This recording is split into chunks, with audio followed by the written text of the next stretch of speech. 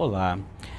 Os servidores públicos no Brasil hoje são mais de 14 milhões, espalhados em todos os níveis, municipal, federal, estadual, em todos os municípios. Tem características próprias de estabilidade que se almeja, uma ideia de que tenham bons salários e muita gente acha que trabalham pouco, produzem pouco. Esse é o preconceito que há contra os servidores públicos.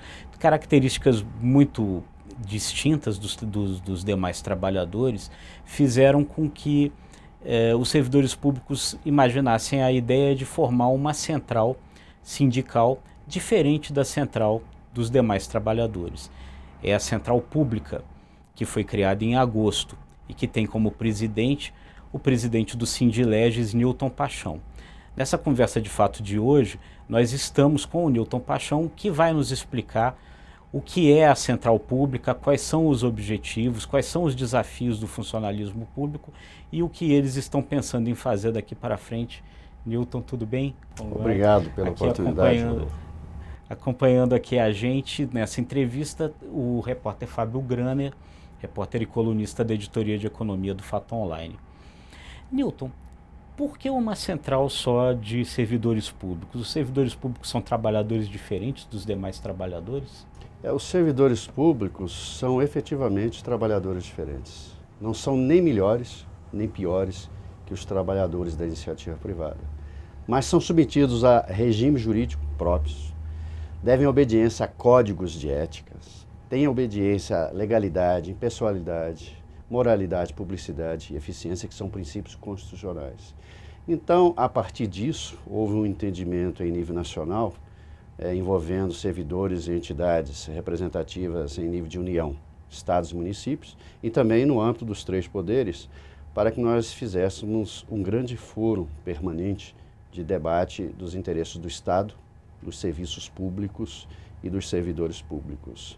Quais os temas? Todos, efetivamente, que digam respeito a essa tríade que é responsável pela condução das políticas públicas no Brasil. A pública central do servidor vem para fazer esse contraponto, para se aproximar mais da sociedade brasileira e criar um canal de diálogo permanente e direto. A questão da produtividade do servidor público é considerada baixa, a sociedade vê pouco retorno no serviço público e tem a percepção de que o servidor está mais preocupado em ganhar mais, mas não produzir mais. Como que a pública vai atuar nessa questão? A questão da produtividade tem que ser enfrentada de forma clara, direta. Temos de apresentar sugestões, propostas concretas para melhorar a produtividade do setor público. Já existe alguma ideia nessa direção?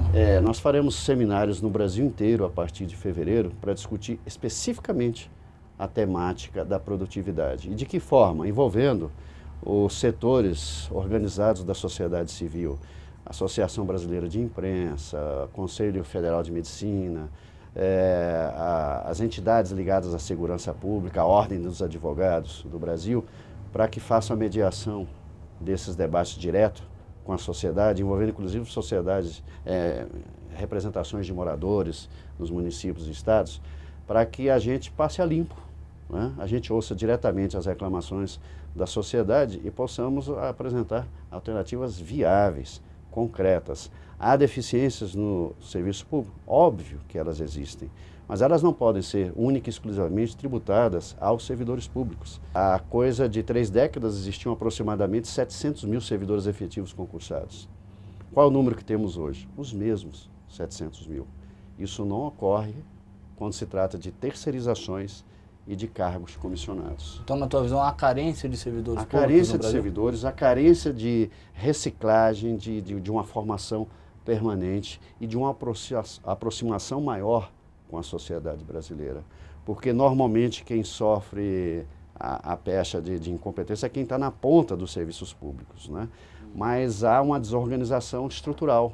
Por exemplo, o TCU está cansado de advertir que nós perdemos de arrecadação 100 bilhões por ano por termos abandonado a estruturação do controle e fiscalização das fronteiras. E aí o que acontece? O contrabando campeia solto. Hoje o serviço público é uma carreira que é muito almejada, desejada, né? nos concurseiros, os concursos públicos, mas quando você entra numa sala de concurso, o professor costuma dizer mais ou menos o seguinte para o aluno: olha, você vai ralar, você vai estudar para burro agora aqui, porque depois você vai virar servidor público, você não vai precisar fazer mais nada. Quer dizer, isso não é uma cultura ruim que está sendo disseminada, e como é que se pode mudar essa cultura? Nós precisamos romper esse paradigma cultural. Criou-se uma imagem de que o ingresso no setor público é uma espécie de redenção social, né? Nós ainda somos um país de modernidade tardia. Não há como não aceitar que uma vaga no setor público pode modificar socialmente, economicamente, financeiramente a vida de famílias brasileiras, né? E é por isso que nós defendemos a porta meritocrática do concurso público. Mas precisa-se fazer uma discussão ampla, inclusive com esses instrumentos de formação preparatórios para acesso às carreiras públicas, para mostrar que há necessidades que precisam ser atendidas da sociedade e que se deve trabalhar muito no serviço público para proporcionar serviço de qualidade. Precisamos fazer da melhor forma, sermos o quê? Eficazes. E da melhor maneira, que é através da eficiência. Por exemplo, os servidores do judiciário estão pleiteando um reajuste de quase 80%, que parece um pouco desconectado da realidade econômica brasileira desse momento. Como que o senhor avalia essa questão? A pública apoia esse pleito e ele faz sentido, dada um momento de recessão e restrição fiscal? A pública entende que essa questão envolve nuances que precisam ser enfrentadas. Imagine qualquer profissional nesse país que permaneça por 9 anos sem qualquer tipo de correção nos seus salários, com tudo à sua volta sendo reajustado. Eu acho que ninguém, numa análise dessa estrita, e que não é a correta para essa situação, concordaria que é justo o pleito. Agora, inserido num movimento maior de busca de ajuste fiscal, parece soar inconsequente um pleito desse, mas ele não é. Ele precisa ser debatido de uma forma mais profunda e necessariamente temos que discutir. A alternativa do governo federal é a única possível para ajuste fiscal? As formas que estão sendo colocadas em debate são as únicas passíveis ou possíveis de trazerem recursos públicos para superar a crise? Não. Mas essas ações não têm efeito de curto prazo, né? Elas se diluem ao longo do tempo. Já o reajuste vem de uma vez. Ela teria efeito de curto prazo se houvesse decisões políticas fundamentais de implementação. É isso que precisa ser discutido com a sociedade. Que país é esse e que país é o que queremos para as próximas gerações? Nós precisamos de decisões firmes que estejam ao lado da sociedade, amparadas em estudos técnicos sérios. Como é que pode aproximar o servidor público mais do cidadão comum? O que acontece hoje e como é que vocês imaginam que, através do trabalho aí da pública, vai ser possível fazer essa aproximação? Rodolfo, essa é mais uma questão cultural, né? Uhum. A pública vai fazer essa discussão da necessidade de nós desenvolvermos uma maior tolerância no trato com o cidadão brasileiro, porque servidor público é cidadão brasileiro. Claro. Servidor público é um cidadão brasileiro que está na estrutura da máquina administrativa para fazer a primeira linha de defesa dos interesses sociais. Isso precisa ser difundido de uma forma mais didática, de uma forma mais intensa entre nós, servidores públicos. Desse universo de 14, um pouco mais de 14 milhões de servidores públicos, quantos já estão filiados à Central? Aproximadamente 4,7 milhões. Eu digo esse número por conta das entidades que já manifestaram a sua filiação formal.